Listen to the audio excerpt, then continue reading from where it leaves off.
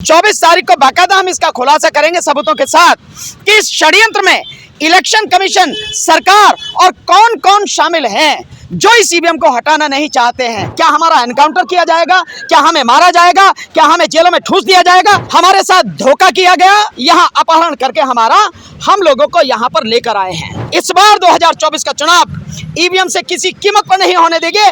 इस बार केवल और केवल बैलेट पेपर से ही 2024 का लोकसभा चुनाव। सरकार के इशारे पर जो तुम काम कर रहे हो, हम उसे किसी हालत में इस देश की जनता बर्दाश्त करेगी नहीं। एक तो आप हमें झूठ बोलकर लेकर आए, हमारा अपहरण करके यहाँ लेकर आए, और अब हमसे नाम पता मांग रहे हो। नमस्कार, मैं ज्योति यादव और आप देख रहे हैं उल्टा चश्मा यूसी। हम सुबह से ही आपको लगातार दिखा रहे हैं कि किस प्रकार से तमाम वकील का जमावड़ा पटियाला हाउस से लेकर सुप्रीम कोर्ट तक ये जत्था पहुंचा रहा। आप देखिए, कैमरामैन से रिक्वेस्ट करूंगी कि आपको दिखाएं कि थाना मंदिर मार्ग, जिला नई दिल्ली के बाहर इस वक्त मौजूद, और सिर्फ मैं नहीं, ये तमाम वकील जो आपको इस वक्त कैमरे पर नजर आ रहे हैं, सीधे ये थाने के अंदर से ही आ रहे हैं। हालांकि जहां तक मैंने खबर दी थी आपको कि 4 मुख्य लोगों को ले जाया गया था, ये वो 4 मुख्य लोग हैं।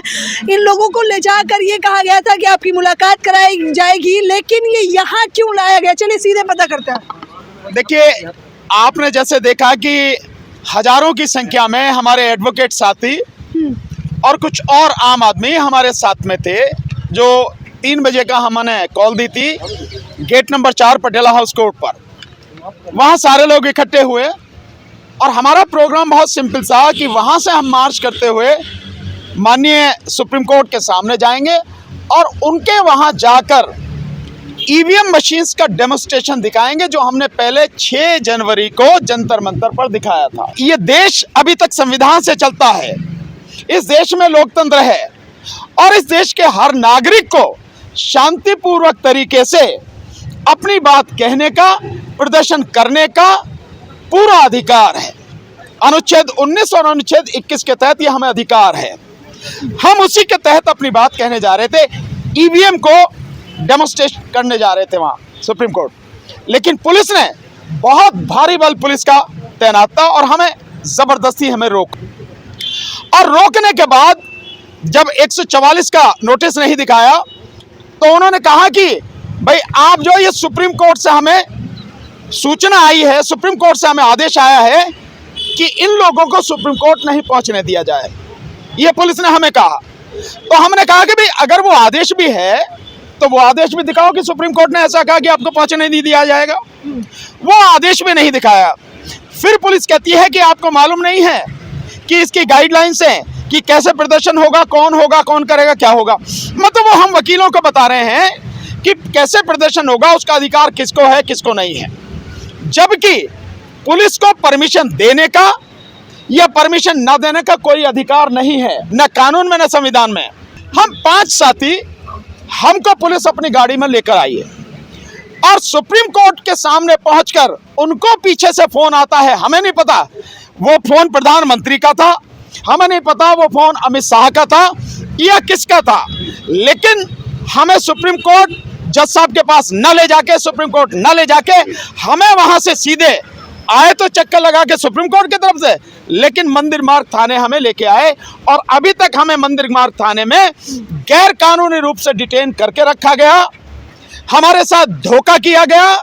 हमें कहा गया कि सुप्रीम कोर्ट आपको मिलवाने चल रहे हैं और वहां न ले जाके हमें यहाँ अपहरण करके हम लोगों को यहाँ पर लेकर आए हैं। ये काम पुलिस ने किया है और किसके कहने पर किया होगा, इस बात को सब समझ सकते हैं। आदेश कहां से आता है, ऊपर का आदेश कौन देता है, कौन है? कोई पुलिस अधिकारी ऊपर का आदेश देता है? मैं नहीं समझता किसी पुलिस अधिकारी की इतनी हिम्मत है या ऐसा कोई भी पुलिस अधिकारी काम करेगा जो कानून के लोगों से आमने सामने बात कर रहा है कि वो जो मन में आए कर देगा।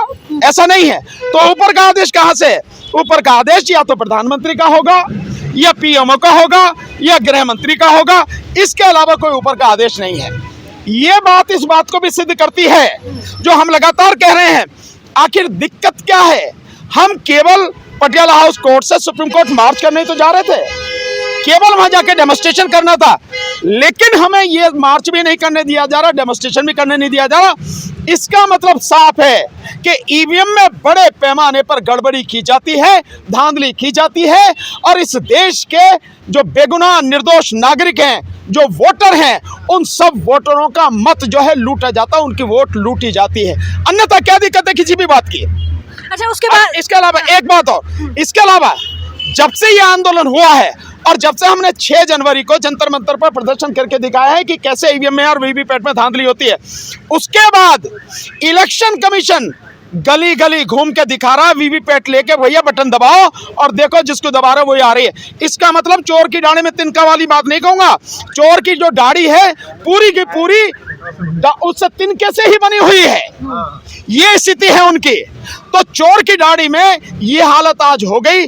आपने देखा कभी इससे पहले इलेक्शन कमीशन सड़क पे आके गलियों में मोहल्लों में जाके दिखा रहा है कि भैया देखो डालो वोट जिसको डालो? कभी हुआ? हम ये कह रहे हैं कि आपको ये नौटंकी करने की जरूरत नहीं है। आप अगर ईमानदार हो और ईमानदारी से इस देश के प्रति जो संविधान ने आपको जिम्मेदारी सौंपी है, जो आपका फर्ज है, उसे पूरा करो। दुनिया के सामने दिखाओ कि जो हमारा प्रोसेस है वो कितना पारदर्शी है, क्योंकि पारदर्शी नहीं है स्वतंत्र चुनाव तुम नहीं करा सकते। सरकार के इशारे पर जो तुम काम कर रहे हो, हम उसे किसी हालत में इस देश की जनता बर्दाश्त करेगी नहीं। उसकी पीठ में छुरा भोंका गया, उसे धोखा दिया गया, सालों से उसकी वोट लूटी जा रही है। अब इस देश की जनता अपना वोट लूटने नहीं देगी और इस बार 2024 का चुनाव ईवीएम से किसी कीमत पर नहीं होने देगी। इस बार केवल और केवल बैलेट पेपर से ही 2024 का लोकसभा चुनाव और इसके बाद जितने भी चुनाव होंगे वो केवल और केवल बैलेट पेपर से ही होंगे। हम जानना चाहेंगे कि आप लोगों को जब जाहिर तौर पर ये बड़ी खबर निकलकर सामने आई है कि छलावा कर पुलिस प्रशासन यहाँ थाने लेकर आई है, थाने लाने के बाद क्या हुआ, अंदर क्या बातचीत हुई? नहीं, कुछ नहीं। थाने लाके और वो हमसे हमारे नाम पते पूछ रहे हैं, तो क्या पुलिस हमारा डोजियर बनाना चाहती है? क्या अमित शाह के कहने पर हमारे सारे पते लेके आखिर में आगे चल के कुछ और मुकदमे करके हमें जो आतंकवादी जो गतिविधियों में शामिल दिखा के या हमें जो यूएपीए की धारा के अंतर्गत गिरफ्तार करके जेल में डालने की उसकी साजिश है क्या? क्या जिस तरह से इस कानूनों में संशोधन करके सीआरपीसी में, आईपीसी में और एविडेंस एक्ट में करके इस देश को पुलिस राज बना दिया जा रहा है, क्या उसके तहत हम सारे के सारे लोगों को जो देश की आवाज उठा रहे हैं, देश की जनता की आवाज उठा रहे हैं, न्याय की आवाज उठा रहे हैं, उनका सारा डोजियर बना के एक अपराधी घोषित करने की साजिश है? और उसके बाद में क्या हमारा एनकाउंटर किया जाएगा? क्या हमें मारा जाएगा? क्या हमें जेलों में ठूस दिया जाएगा? इसके लिए सारी कार्रवाई कर रहे हैं। तो पुलिस ने ये सारी बात कही। हमने कहा बहुत सिंपल तरीके से, अगर कानूनी रूप से ये है कि आप हमारे नाम पते लिखोगे, आप हमें दिखाओ सीआरपीसी में प्रोविजन कहाँ है, आप बताओ किस कानून में हमारा आप नाम लिखोगे। एक तो आप हमें झूठ बोलकर लेकर आए, हमारा अपहरण करके यहाँ लेकर आए और अब हमसे नाम पता मांग रहे हो। ये सारी बातें अंदर हुई हैं।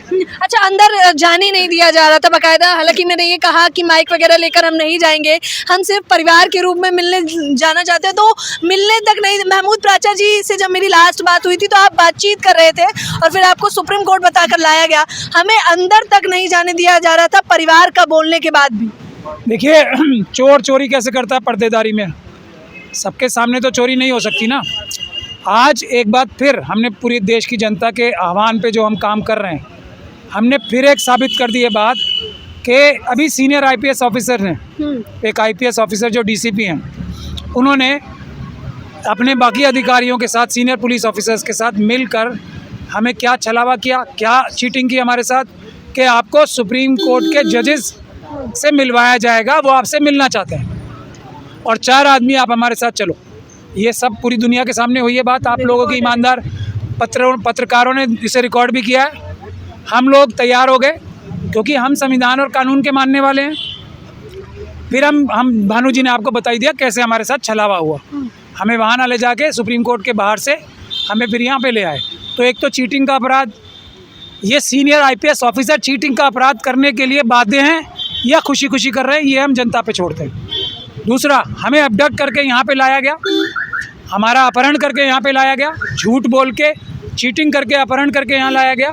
और उसके बाद जो हमने मना कर दिया नाम और पते बताने से, इसलिए मना किया कि कानून के हिसाब से चलने वाले लोग हैं। जब हमने उनसे ये कहा कि आप हमें कुछ भी रिटर्न में दिखा दो, कि आप हमारे नाम पते पूछना चाहते हो तो लिख के भी नहीं पूछना चाहती पुलिस। समझ लीजिए ये बात, ये आम जनता को समझने की बात है कि पुलिस कोई अंधी ताकत नहीं है पुलिस के पास। पुलिस से डरने की आवश्यकता नहीं है, कानून का पालन करने की आवश्यकता है, पुलिस से डरने की आवश्यकता। उसके आगे मैं एक ही बात आपको और बताना चाहता हूँ, जो दबाव आपके सबके सामने आज साबित हो गया है कि इतने बड़े बड़े IPS ऑफिसर अगर झूठ बोलने के लिए, धोखा देने के लिए, लाइव कैमरास के सामने धोखा देने के लिए मजबूर हैं, तो क्या इलेक्शन कमीशन के ऊपर EVM के बारे में झूठ बोलने का दबाव नहीं है? आज ये बात फिर प्रत्यक्ष क्या किम प्रमाणम एक बार फिर साबित हो गई कि पुलिस अगर ये सोचती है कि वो अपने आकाओं के दबाव में EVM के इस आंदोलन को रोक सकती है या हमें जेल में डालकर झूठे केस बनाकर हमें इस जनता की आवाज़ को मजबूत करने से रोक सकती है, तो वो अपने दिमाग से इस बात को निकाल दे। ना हम डरने वाले हैं ना झुकने वाले हैं। जनता का ये भरोसा है कि वो जिस प्रत्याशी को वोट डाल रहे हैं उनका वोट सही जगह जा रहा है। जब तक इस भरोसे को कायम ना करवा दें तब तक ये जन आंदोलन रुकेगा नहीं। पूरे देश के सारे राज्यों की राजधानियों में, उसके बाद जिलों में ये आंदोलन चलेगा। और 25 तारीख को, आने वाले 25 तारीख को सारे जिला मुख्यालयों के माध्यम से, जिलाधीश के माध्यम से राष्ट्रपति जी को ज्ञापन दिलवाया जाएगा और EVM को पूरी तरह बैन करके बैलेट पेपर से चुनाव वापस हो, इसके लिए पूरे जन आंदोलन को पूरे देश में उसकी तैयारी चल रही है। लाखों की मात्रा में लोग इस समय जो EVM हटाओ संयुक्त मोर्चा से लगातार संपर्क कर रहे हैं, तो ये जन आंदोलन बनेगा, इसे कोई रोक नहीं सकता है। कि 25 तारीख को बाकायदा पूरे देश में हर जिले में जो राष्ट्रपति महोदया को ज्ञापन है वो दिया जाएगा, जिस पर काम कल से शुरू हो जाएगा। 17 तारीख से हमने लोगों को भेजने शुरू कर दिए हैं। जो ज्ञापन है उसको PDF उसके हम सब भेज रहे हैं और लगातार कल से उस पर हस्ताक्षर अभियान शुरू हो जाएगा। और उसके बाद में 25 तक हस्ताक्षर होके 25 को हर जिले में, देश के सभी जिलों में वो बाकायदा DM के माध्यम से ज्ञापन राष्ट्रपति महोदया को पहुंचाया जाएगा। एक तो कार्यक्रम है ये, और दूसरा इससे पहले जो 24 तारीख को, जो हमने पहले भी कहा है, 24 तारीख को बाकायदा हम इसका खुलासा करेंगे सबूतों के साथ कि इस षड्यंत्र में इलेक्शन कमीशन, सरकार और कौन कौन शामिल हैं जो इस EVM को हटाना नहीं चाहते हैं। और आज हम लोगों को जबरदस्ती जिस तरह से किडनैप करके लाया गया झूठ बोल के, इस बात को सिद्ध करती है कि EVM में बड़े पैमाने पर धांधली है। और जो लोग इस धांधली से बार बार सत्ता में आ रहे हैं वो किसी भी सूरत में इसको हटने नहीं देना चाहते। लेकिन इस देश की जनता इस बार EVM को उखाड़ के फेंक देगी और 2024 का चुनाव केवल और केवल बैलेट पेपर से ही होगा। बताइए, डंके की चोट पर सुप्रीम कोर्ट के वकील ऐलान कर रहे हैं सीधे तौर पर। आप इस खबर के बारे में हमें अपनी राय बताना बिल्कुल ना भूलें। कैमरा पर्सन फरदीन के साथ ज्योति यादव, उल्टा चश्मा, UC।